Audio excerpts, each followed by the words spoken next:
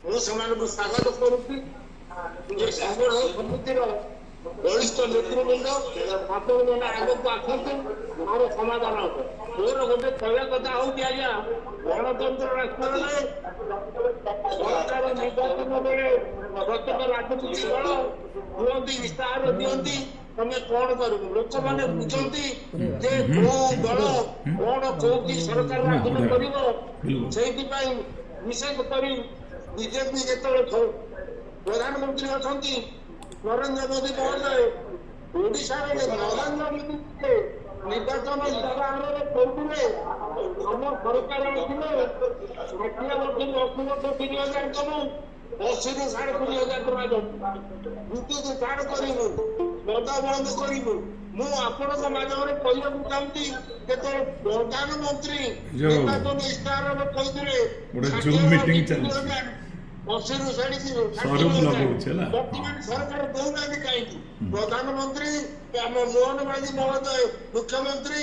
M निजे निर्वाचन इस्ताहार कहते आपण मैंने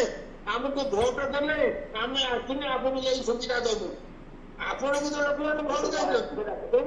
भोट कर सरकार गढ़ला वर्ष फूर्ति पालन कर विकलांग बुढ़ा बुढ़ी विधवा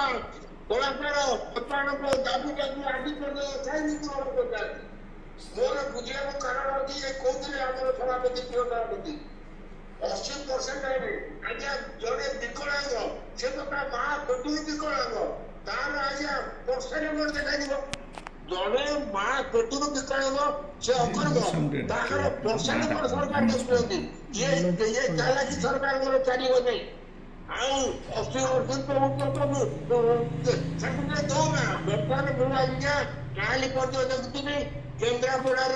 राजनगर में 80 वर्ष ऊर्ध्व से 60,000 मिलूना से वीडियो को कहवा द्वारा वीडियो कहते मुझे निरूपाए मु जिलापाल को लिखिकी देती जिलापाल चिठी दौना बर्तमान ये सरकार कौटी कौन करुच्ची 80 वर्ष देखुनी 3,500 बहुत तेणु मुझे अनुरोध कर संग्राम समितिर भाई भौणी मानू आपण मैंने एकजुट हूँ गणतंत्र राष्ट्र कथा प्रधानमंत्री मुख्यमंत्री मोहन माझी तुरंत 3,000 टका दिंतु 80 ରୁ अधिक दिंतु तुरंत दिंतु ये देखने बर्तमान देखो गोटे कम देखिए 60 टका कौन जड़े 33 टकर केमती बचब एक बीजेपी सरकार प्रधानमंत्री नरेंद्र मोदी बुझा दरकार जड़े 33 टकर ये देश में जड़े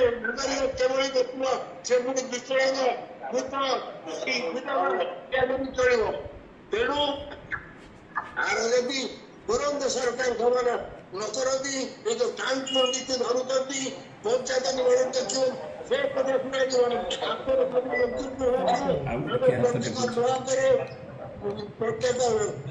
राजस्थान बोलेगा विधानसभा कौन बच्चा लोक मैंने 29 जिलार आज प्रतिनिधि मैंने मीटिंग होती समिति अनुरोध करें संघर्ष करवा ये 60 वर्ष 80 वर्ष 3,000 दबा 80 वर्ष जो पुणी भाई मानू 25 टका मिलनी केमी मिल से व्यवस्था करवा से आम भर एकता दरकार एकता बल इंग्रेज देश छाड़ी देता तेणु ये मोहन बाबू सरकार बीजेपी प्रधानमंत्री नरेंद्र मोदी आमको कही कथा कहीं कार्यकारी करना तेणु आपण मैंने एकजुट हूँ आम राजरास्तार पचार तुरंत देवा धन्यवाद मु अनुरोध कर